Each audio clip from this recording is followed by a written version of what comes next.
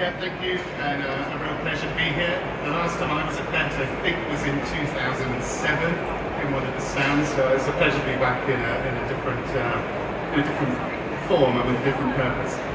So we're going to run through our 5 provocations, taking it in turns, and I want to introduce the first of our provocations, which is that data are not inherently valuable. Just because data can be generated and analysed doesn't mean those data will be worth it, as it were. So across universities and the edtech industry, we do see this consistent belief that data are valuable in some way, but often that value remains unrealised. It hasn't been realised yet. It's somewhere still in the future. Now, part of the issue is that data value, of course, means different things to different kinds of organisations and different people.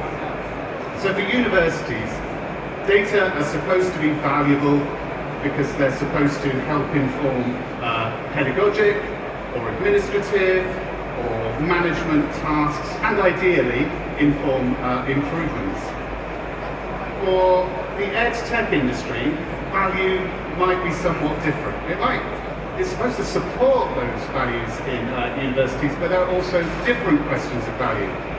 And those include data being seen as a source of financial value, of kind of monetary value, or maybe even data being something that's promised as a way of returning, as a return on investment for the investors that might fund a startup.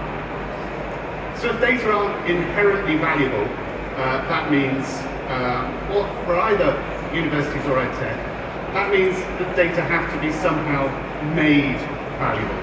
And that takes a lot of hard work and considerable resources. So for universities then, just briefly, universities often struggle to make data valuable for a range of reasons.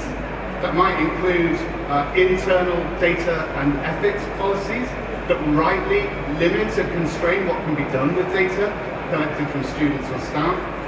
There might be external data regulations that demand compliance as well. For some universities, they may lack the relevant in-house technical and data analytic expertise to actually find or locate value in data as well.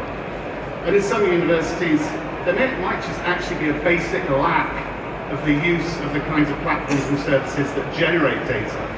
So the data will always be highly partial, it will be incomplete, it will be fragmentary.